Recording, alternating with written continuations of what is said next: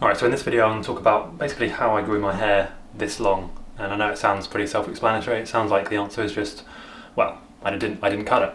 And to some degree that is the truth. However, it does need washing at the moment, by the way, I do realise that. Yeah, there's a few things I did, I guess, which are interesting, you know. So the first one, I guess, is I didn't cut it. And secondly, I actually don't wash it that often. And I think this is actually important because here's why I think it's that's important. Every time you wash it and every time you get your hair wet, you actually make it vulnerable and weak. And you know, this has been shown, like when hair is wet, it's more likely to break. So basically, as you're growing your hair, the one thing you want to focus on is not breaking your hair, or you know, not having your hair snap off as much as you can. And this increases what's known as the terminal length, which is basically how long it can get. You know, the longest your hair can get without you cutting it. So your terminal length is determined by a few things, mainly genetics, but also how often you trim it, and also how often you get it wet and break it. So the less often you wash your hair, in theory, the longer your terminal length will be. So, and obviously don't, take that to extremes and never wash your hair. I normally wash my hair like once a week, and I find that actually gives the hair enough time for my body to produce natural hair oils and conditioners that will pass through the hair and keep it strong.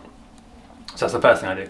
The second thing I do is I actually, and this goes again back to making sure you don't break as many hairs as you can. I don't really have it down very often. So at the moment I'm having it down just to show you, to show you the length and everything like that. I actually did cut it, by the way, fairly recently, but I've already achieved the length I want, so I'm allowed to do that.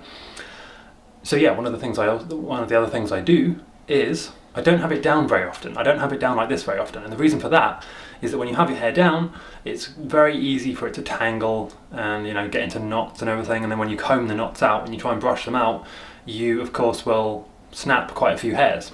And if you look at especially women's hairbrushes, they're full of hairs, because I know we lose hairs naturally every day, but the more that you have your hair down and get it knotted and then have to brush it out, obviously the more hairs you're going to lose. So I would actually advise, as soon as you can tie it up into a man bun, and I'll just do that to demonstrate while I talk here. As soon as you can tie it up into a man bun, you should do that pretty much whenever you can. I mean, I normally tie my hair up as soon as I wake up, and leave it tied up for the whole day.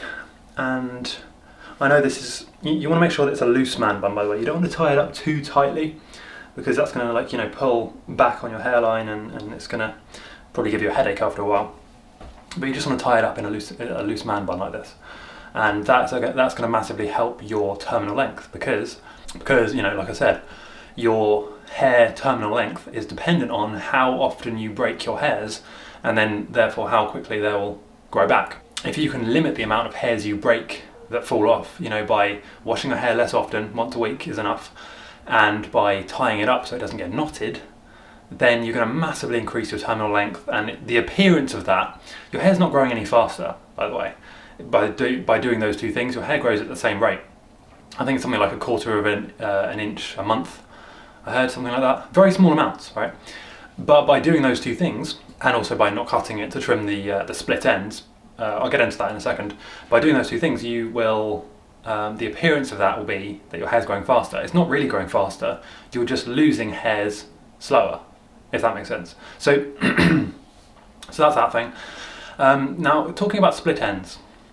Everyone, when they grow their hair, seems to be really terrified about what's known as split ends, which is where your hair at the very end will break off into two, and then if you leave it for long enough, apparently the hair will travel all the way up to the root and cause damage, and damage to the hair follicle or whatever. Or it can just look bad. It can just look fuzzy and ugly. So yeah, that's the thing to worry about. But you definitely shouldn't be trimming your hair for the first year, and that's going against what most people would advise you to do. But I've done it, so I can say this. I wouldn't advise trimming your hair for the first year, because yeah, you might get a few split ends, but you shouldn't if you're taking care of your hair properly. If you're tying it up, you're not letting it get knotted. You're washing it maybe once a week with a hair mask. Leaving a hair mask on for 10 minutes to nourish and moisturise the hair. You should be pretty protected from split ends, as long as you're not going and straightening your hair and blow drying it. You shouldn't be doing that, by the way. Then you'll be fine. I mean, I've basically never had, from what I can see, a split end, and my girlfriend has also never been able to find a split end on my head of hair, right up until, well, until now actually, but I just decided for some reason that, you know, the ends seem to be a bit fluffy, and I just thought it would be nice to trim it. So I trimmed it about a month ago, just took off about this much. But I didn't need to do that. That was, you know, a choice. I didn't need to trim it at all. There weren't any split ends, and yeah, as far as we can see, it was fine. So that's all there is to say about that. In terms of hair products, I really don't use much. I just use like a natural hair and a hair shampoo and conditioner once a week. But when I do the conditioner, I will leave the hair mask or conditioner on for about 10 minutes. So I will actually have, you know, it's kind of a weird way of doing it, but I'll have a shower, wash my hair with shampoo, and then I will put conditioner on, leave the conditioner on while I have a bath. And this is just my routine that I like to do, which combines in with other spa related things I do, like I, you know, have a Himalayan salt bath, listen to, you know, whale noises, the whole, you know, the whole routine that you would expect someone who looks as I do to be doing, basically.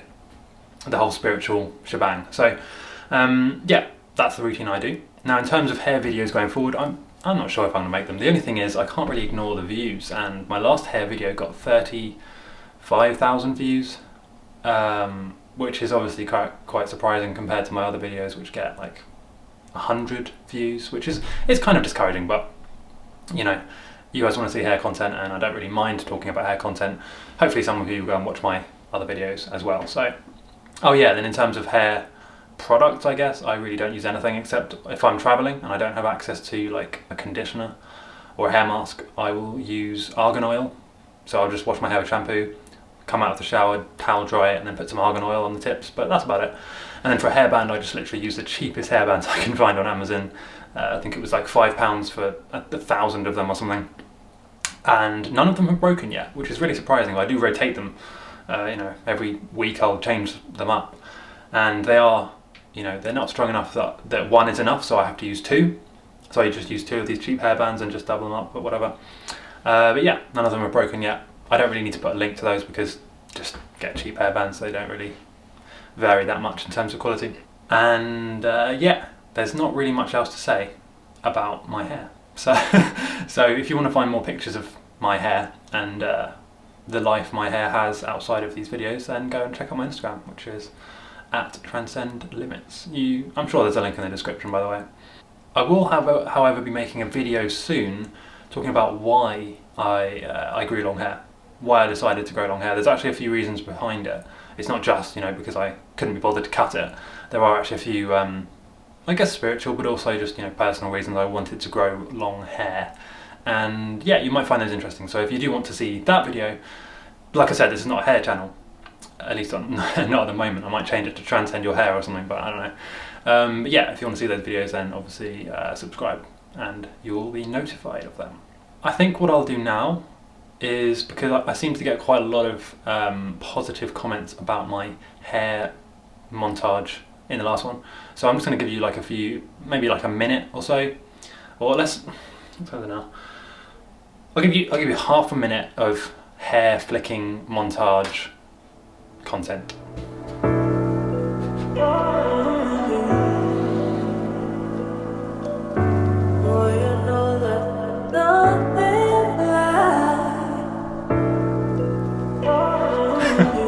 My neighbours must be just thinking, what is this guy doing? He's just flicking his hair in front of the wall. Anyway.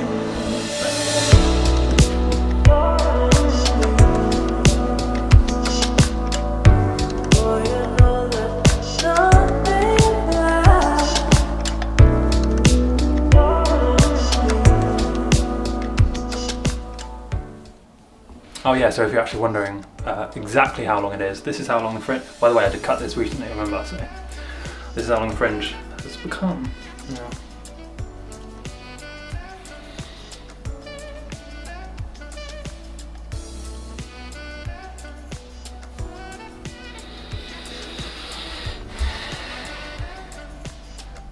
Anyway, it's probably too hot to be whipping my hair around, and I'm on lockdown because of coronavirus, so I should probably be doing more productive things. Alright, see you next time.